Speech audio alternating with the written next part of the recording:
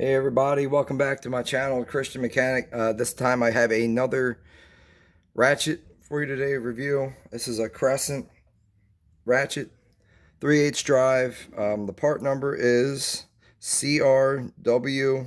That looks like it might be a 6. It's stamped in there, it's kind of hard to see. It's either a 6 or an 8. CRW.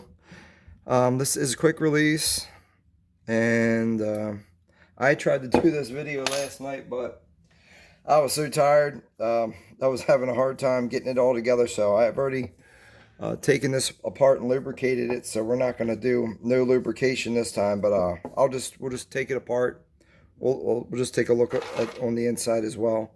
This is a made in Taiwan ratchet, and it's a 72 tooth ratchet, and it's very similar to like the old style proto ratchets, even the Harbor Freight ratchets.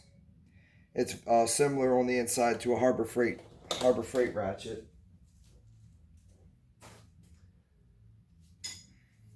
The reason why I say it's similar to the old proto ratchets, as you can see right here, you can see the two pawls in the back. So it's very similar to this. Even the design, how the back of it, it's not a solid piece. It's got it's a hole, whatnot, and even the front plate, it's got the same kind of styling to it as the proto ratchet, but it's got it's all fully chrome handle. It's polished, it's nice. Only thing on the bottom of the ratchet, it's not chamfered really well. It's kind of, I wouldn't say it's sharp, but it's not nice and smooth like some of the other ratchets. And I'll just give you a quick length on it here. It's 8 inches long, around 8 inches. We're going to go ahead and we'll open it up now. And if you want to open this up, it's a T10 Torx bit. I'm using this, it's a security Torx bit. It's got the hole in the center of it. But yeah, like I said, I tried to do this video last night, and I was having a hard time with the springs and whatnot. So I just, I decided I was just going to do it again the next morning because I was really tired. Again, these screws came with no not lubrication. They came with no Loctite on them. And then the ratchet was also did not come lubricated. And it was, like I said, this ratchet was stored in an area with a lot of rust. So I had to wipe it all out. It had a little bit of rust residue and stuff built up inside there. And like I said, the detent had a lot of rust inside here. So like I said, I just got some lubrication. You can put it around the back of the switch here, because it's all open, and just you can kind of work it down through there that way, and it will come out down the end here. And also you can hit it this way too. And if you really want to, if you have an air hose, you can once you put some lubrication, you can squirt a little air in there, and that'll help quick. It'll get the grease, the rust out a lot easier if you're blowing it out with the air, instead of trying to wait for it to work its way through and run all the way through it. But yeah, I just added a little bit of grease to the teeth on the anvil, and then I just put a little bit of oil on the other parts that move, just to help them with the rusting. Now these are marked left and right, but they're the same as the Harbor Freight, where the left is on the right hand side and the right hand side is on the left hand side. So I'm guessing that there are left and right, but for whatever reason they're opposites of each other. But yeah, it's just like the old proto ratchets where you got the spring on either side. I'm not going to pop all this apart because this was giving me a real fit last time trying to squeeze these two pawls in there. But as you can see, the inside of the ratchet, it's got a nice polished finish to it. Even has a little bit of chrome, like they might have chromed a little bit on the inside here.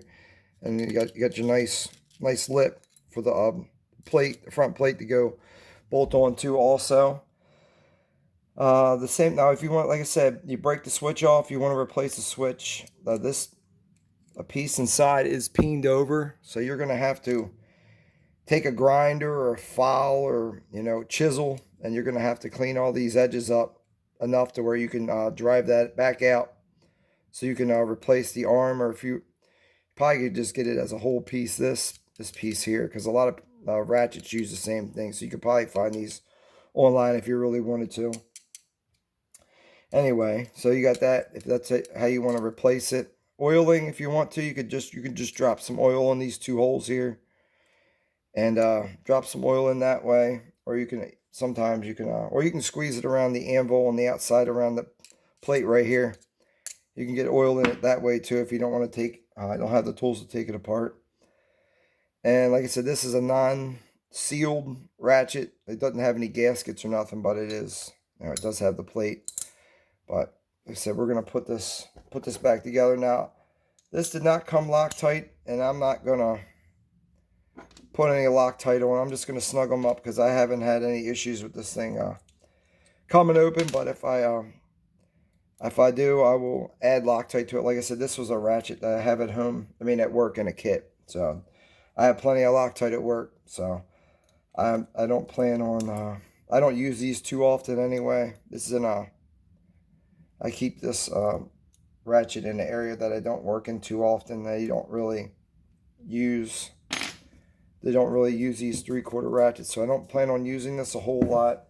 I might have only used this. I've had this ratchet for about 6 years and might have only used it once or twice, so it doesn't see much use for where I have it at, but I still want to keep it lubricated, cleaned up, and whatnot. But anyway, I just wanted to share that with you guys. I hope this video was informative to anyone out there. Any questions, comment down below, and I'll respond back to you as as quickly as best as I can. All right, everybody. I just want to thank you, and just have a good day. God bless you.